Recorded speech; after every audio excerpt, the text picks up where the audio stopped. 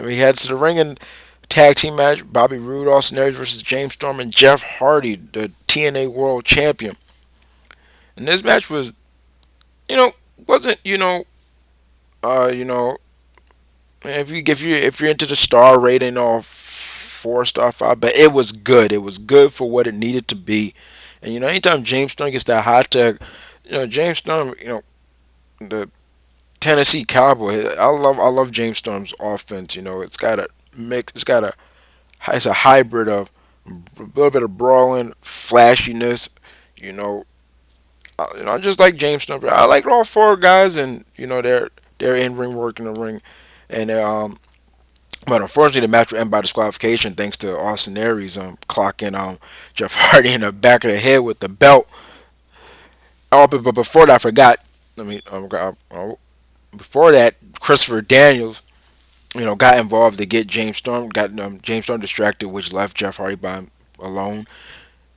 But I'll move back to what happened after the match. Dawson Aries and Bobby Roode basically struggling over the belts because Jeff carries two belts. He carries his belt, which now is a silver version of his Merman belt, and the TNA Championship. So basically, Bobby Roode and Austin Aries, you can kind of say head in with momentum coming into Genesis. And then we go backstage into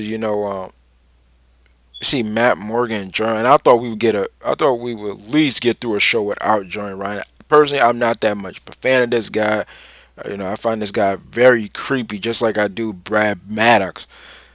And they're talking to the camera guy, and we see out the camera shot behind them. You can see Chavo Guerrero and Hernandez looking through the window, and they come in. And there's a brawl between the two teams that are going to face off for the tag team titles, a rematch from Final Resolution that ended in disqualification. I mean, I'm pulling for Chavo and Hernandez. I actually like that tandem. I really don't see much in this Morgan Ryan tag. It's a weird. They're not even really a tag team. Like if it's supposed to be, the old Shawn Michaels Diesel, shtick, then okay. But it's kind of weird because if that's the case, then Matt Morgan, who I'm assuming supposed to be the enforcer, like you you want to prove something to Hogan, but as soon as you team with this guy, I don't even know why he's teaming over Joey. I don't even think he's even expressed his relationship with Joey Ryan. I could be wrong, he maybe did, but one thing I know for sure that Matt Morgan's a thief because he's still wearing Hogan stuff. He did that in public, but I digress. Head back to the ring. It's Mr. Anderson versus Kurt Angle, and this match doesn't even get to start. Doesn't even go. It doesn't even get underway because before it does, Angle's clobbering the back of it by Mike Knox. What more? What more? What more can Ace and Ace do to Kurt? I mean, for the past weeks, Krangle, he's been clipped in the leg. He's been bashed in the back of his head. He's been, when he was heading in the cage match, Doc closed the door in his head. It busted open. I mean, Kurt Angle, he's just been.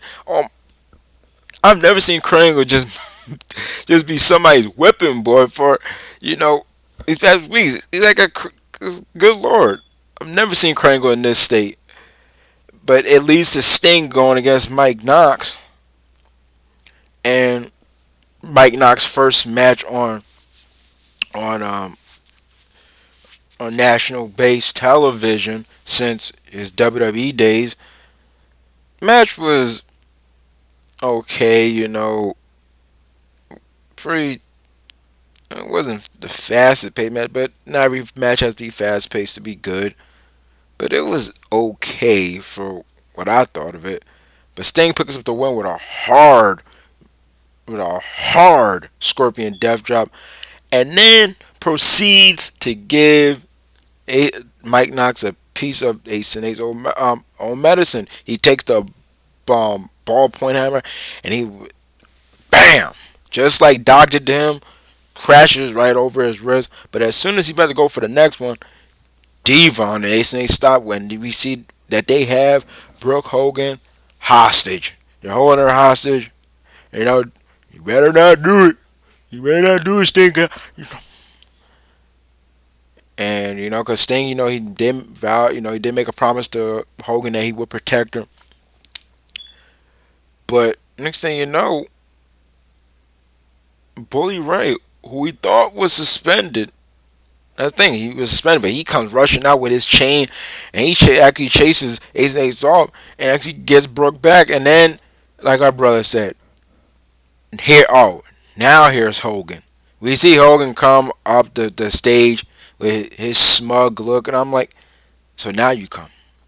Shouldn't it have been you to head down to get Brooke back, not Bully? What a father. And then the show in closing, after, you know, basically, Bully's basically telling the truth again. What more do I have to do, you know, to prove you that, I'm not a phony, I'm not a backstabber. Like, what more does he have to do? What more do I have to do to prove to you? And I agree with Bully. Like, come on, Hogan. Like, give me a break. Being so overprotective, that your daughter's a grown ass woman. But then we get to the big, oh, Bully Ray gets on his knees, and I'm like, oh my gosh. And he proposes to Brooke, and Hogan's reaction was priceless to me. I mean, it seems to me the older Hogan looks, the more his snarls look more like just a dog faced gremlin. No pun intended to Rick Stein, but you know what? In a way, it is. Hogan looks more of a dog faced gremlin when he snarls than Rick Steiner ever did. And the show ends with the two Bully and Brooke hugging and kissing, and that's how Impact ends with the information that Bully Ray is gonna and Brooke gonna have their wedding, so to speak, on the next Impact, and let's see how that goes. But overall, pretty okay Impact. Besides the mixed tag match, and so almost every match was pretty good. Oh, I forgot in the Anderson Angle match because that didn't happen. It was a pretty okay, pretty average Impact. Nonetheless, this is Hope 93, and I'll catch you in a short while for my subsequent review for this past SmackDown.